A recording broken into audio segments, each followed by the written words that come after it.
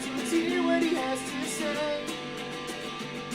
His name is NetsBoy, he thinks the world is all over when the Nets just can't play. What up, Net fans? NetsBoy here, bringing you the latest in your Brooklyn Nets news. All right, it's been a while since my last NetsBoy episode. What's my normal excuse? NetsBoy's really busy, blah, blah, blah, blah, blah, blah, blah, blah. Either way, the Nets, after they looked fantastic winning their first 3 of their first 5 games, well, they are who we thought they were, a crappy team.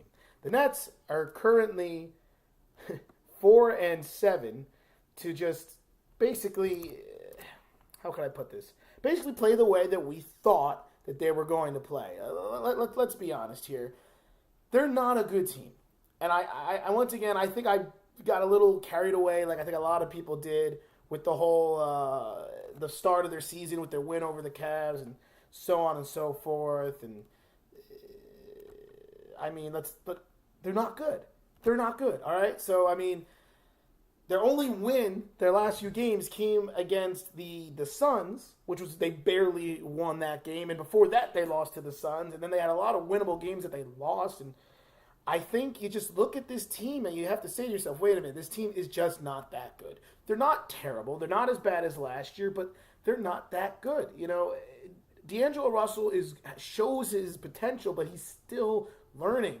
I mean, he still makes a lot of mistakes, and he gets a little frustrating to watch sometimes because one minute he does something amazing, and the next minute he just is a disaster. And Caris LeVert has kind of tailed off a little bit. He started off like he was good, but he seems like he's a little lost on the offense now. He doesn't really know his place with this team. Is he a scorer? Is he a defensive player? Like, does he shoot threes? Should he slash to the basket? You can see Caris LeVert doesn't know exactly what he's doing.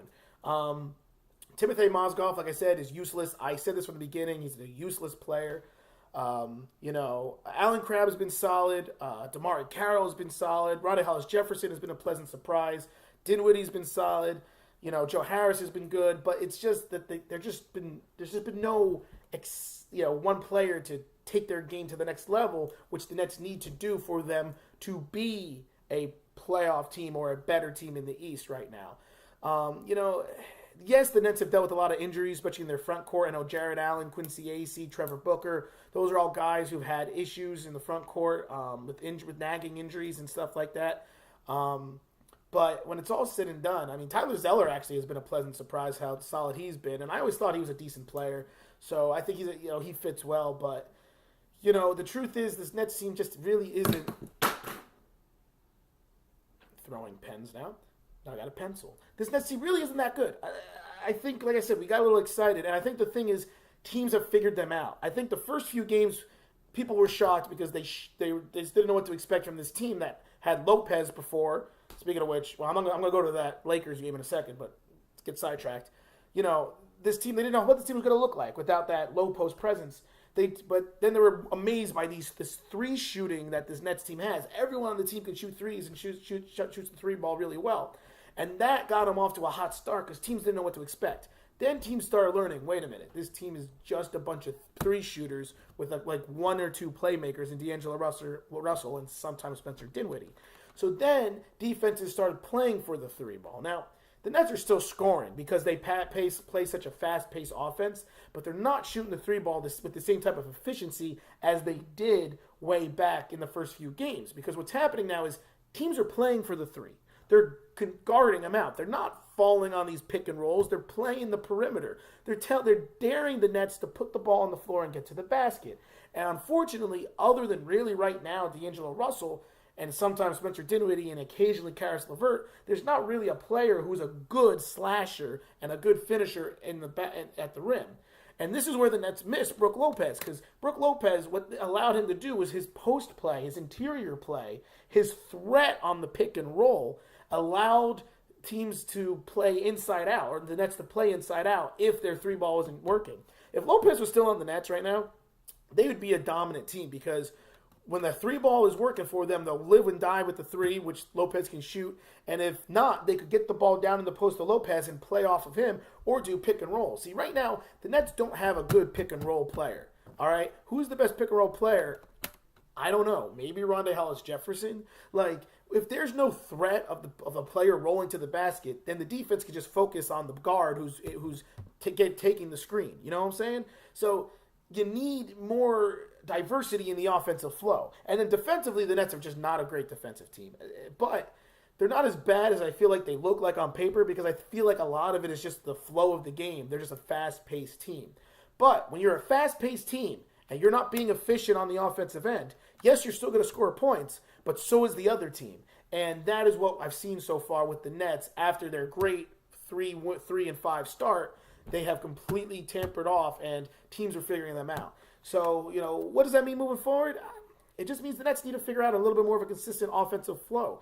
To be honest, this team is D'Angelo Russell. They're only going to be as good as what D'Angelo Russell is. If D'Angelo Russell has a great game and he drops 30 points and gives you like 8 to 10 assists, I think the Nets have a good chance of winning. But if he has a mediocre game where he scores 15 points and gets like only 3 or 4 assists, then the Nets probably are going to struggle. And I think that's been the trend. But look, someone else needs to step up. Karis LeVert maybe, and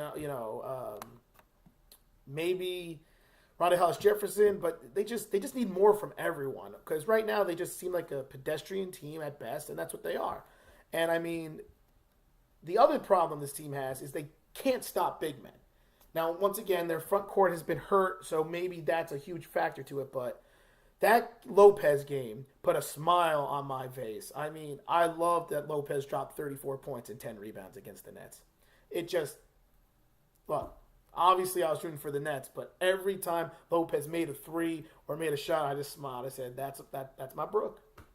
That's my my second favorite net of all time. That's him. And, and then we saw it with the Nuggets with Jokic. I think that's his name, right? The starting center for the Nuggets. He had a dominant game as well. And if you look at the past, he had 2 dominant games. And if you go before that, Vucevic with the Magic had a dominant game against the Nets, career high games. So they have no low post defense. They have nobody who can guard tough offensive bigs. If there's a big who can score, they're going to put up at least 25 points against the Nets, because the Nets just don't have the players to deal with that.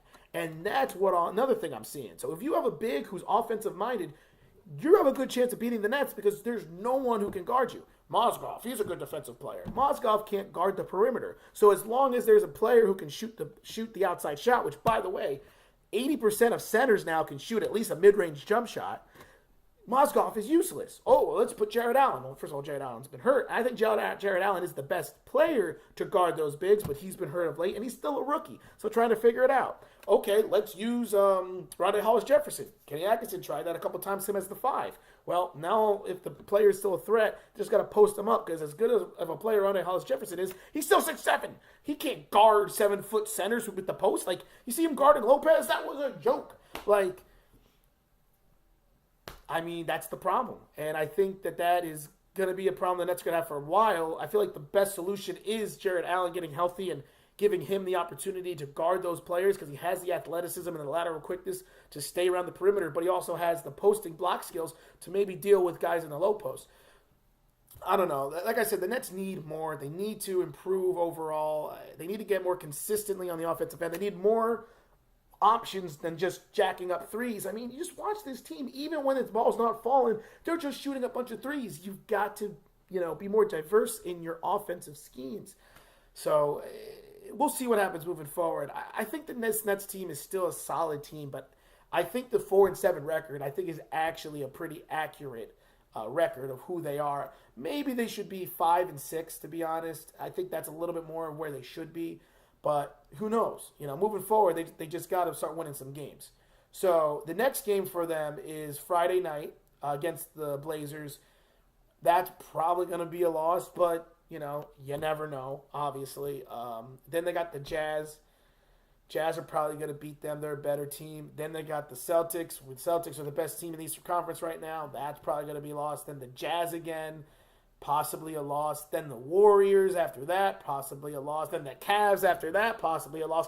This is a terrible stretch for the Nets moving forward. I don't see them winning any of these games, but anything can happen. I mean, they already beat the Cavaliers once, so they can certainly steal one of these games, but I mean, it's going to be rough moving forward for the Nets. They do not have an easy stretch. I mean, they had an easy stretch coming up when they had the Suns twice, then they had the Lakers, and the Lakers, I mean, the Lakers was a winnable game, and then the Nuggets twice.